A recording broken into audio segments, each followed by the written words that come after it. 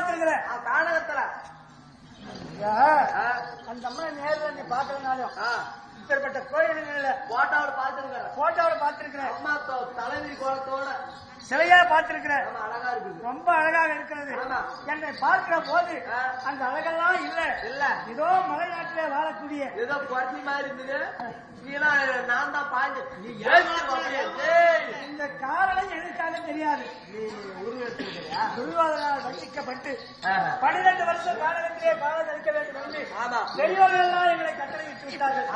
அதே கட்டளையை இணங்க நாங்கள் 12 வருஷம் ஆரணியத்திலே காலம் கழித்தோம். நேற்றோடு 12 வனம் முடிந்தது. 12வது வனம் அன்னகாமிகா வனம். அந்த அன்னகாமிகா வனத்திலே தவமகா முனிவரை தியானம் செய்தோம்.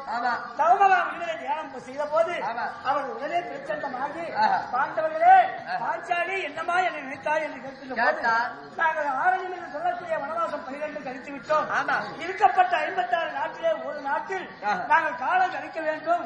தலைமையில் கோலமாக அதற்கு வழி சொல்லுங்கள் ஐயா என்று கேட்கின்ற போது ஐயா தர்மத்திலே சிறந்த நாடு, தானத்திலே சிறந்த நாடு, அன்பினோரை ஆதரிக்கக்கூடிய நாடு, தன்னை தன்னுடைய மண்ணுடைய மதிக்கக்கூடிய நாடு, அதே நாடு வெள்ளாத நாடு. மற்ற நாடெல்லாம் போராமல் கொச்சிருப்பு எல்லாம் உள்ள நாடு. அதனால விளையாடு நாடு போங்கள் என்று சொல்லிவிட்டார். விளையாடு நாடு போக வேண்டும் என்றால் நாங்கள் இப்படி போனா பாண்டவர்கள் தான் என்று அறிந்தால் மீண்டும் 13க்கு 26 வருடம் நாங்கள் வனவாசம் போக வேண்டுமே. எப்படி ஐயா என்று கேட்கின்ற போது ஐயா நீங்கள் இந்த உருவத்தை மாற்ற வேண்டும், உடைகளை மாற்ற வேண்டும், உங்களுடைய பேச்சை மாற்ற வேண்டும், உங்களுடைய நடையை மாற்ற வேண்டும். பாண்டவர்கள் இவர்களால் என்று அறியாமல் முன்னமே தேசத்தை மாற்றி ஒவ்வொருவரும் பேர் வைத்துக் கொண்டு ஒவ்வொருவராக நீங்கள் அந்த இடத்திலே அடக்கலாம் ஆகணும். சரி அப்படி போயிட்டாங்க. ஐயா நான் எப்படி போவாங்க என்று கேட்கின்ற போது அம்மா பாஞ்சாலி உனக்கு 1000 பேர் தொண்டு செய்யறாங்க. ஆனா நீ போய் ஒருவருக்கு தொண்டு செய்ய வேண்டிய இடம் வந்துருச்சு. கவலைப்படாதே, இதெல்லாம் காலத்தின் விதியாக இருக்கட்டும். நீ படிப்பெண் ஆகவும் திருத சாரணியாகவும் பூமால காலியாக நீ அதே பாஞ்சால நாட்டிலே சென்று நீ பணிபுரியப்பா என்று சொன்னார். அதே பிரகாரம் நான் பணிபுரியலாம் என்று என்னுடைய உருவத்தை மாற்றலாம் என்று எண்ணிக்கொண்டிருக்கிற நேரம் எங்க அண்ணா தரிசனமா வந்தார். சரி நாள் நான் நினைத்தாதான் வருவாரு. திடீரென்று அண்ணா வந்திருக்கிறாரு, காரணம் என்ன என்று சொல்லி அவர் காலையை விழுந்து கலங்கி அண்ணா நான் எப்படி வாழ்வது, இப்படி தர்மகாவில் விவரம் சொல்லிவிட்டாரு, நான் ஒருவருக்கு அடிமையாக போக வேண்டும் என்று சொல்லியிருக்காரு, எப்படி அண்ணா என்று கேட்கும் போது அம்மா இன்னும் கொஞ்ச நாள் இன்னும் 10 திங்களிலே உனக்கு சபலத்தை எல்லாம் முடித்து தருகிறேன், கவலைப்படாதே. ஆனால் நான் சொல்லக்கூடிய வார்த்தையை நீ கேட்கணுமா? என்னன்னா நீ போயிட்டு உன் மூர்த்த கணவராக விளங்கும் தர்மராஜ் பெற்றுக் கொண்டு இளைய கணவராக விளங்கும் சகாதேவன் ஒரு குழந்தையாக்கி வைத்து இடையிலே வைத்துக் கொண்டு என் உள்ளே வா, மற்ற விஷயம் நான் சொல்கிறேன் என்று சொன்னார். அவர் சொன்ன பிரகாரம் மலைநாட்டு குளத்தி போல என் இளைய கணவர் சகாதேவனை குழந்தையாக்கவும் அதே மூத்த கணவன் எடுத்து அண்ணாவை பார்க்கலாம் என்று வந்திருக்கிறேன். அதனால அண்ணா பார்க்கலாமா? போலாம்.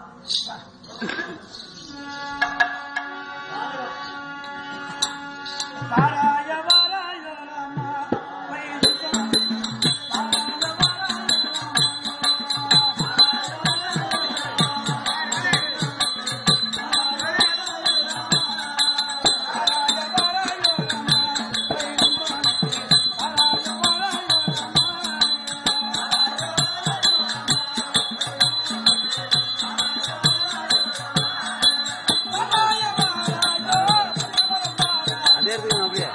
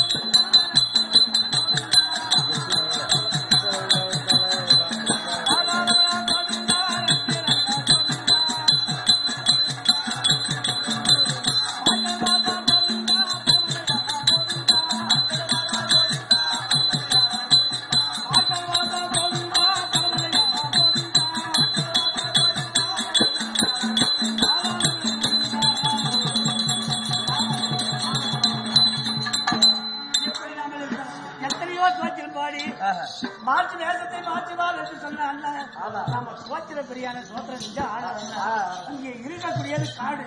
இந்த காட்டிலே வாழக்கூடியது பச்சைகள். இதுகளை கேட்டா அது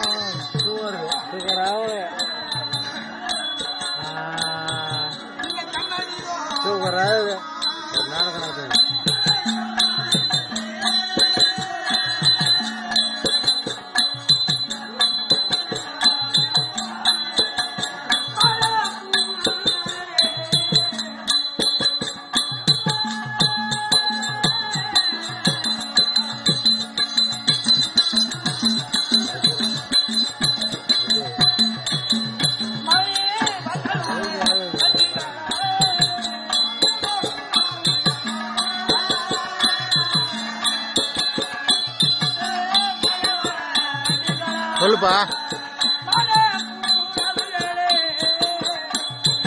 இங்க இருக்குடா, கோயிலுக்கிட்ட இருக்கிறேன் நானு. காக்குங்கிற போகணுமா இப்போ? ஓ சரி ரைட்டு, நான் வரேன் இப்போ. உடனே வரணுமா? ரெடியாக லேட் ஆகுமா? சரி வரேன்பா.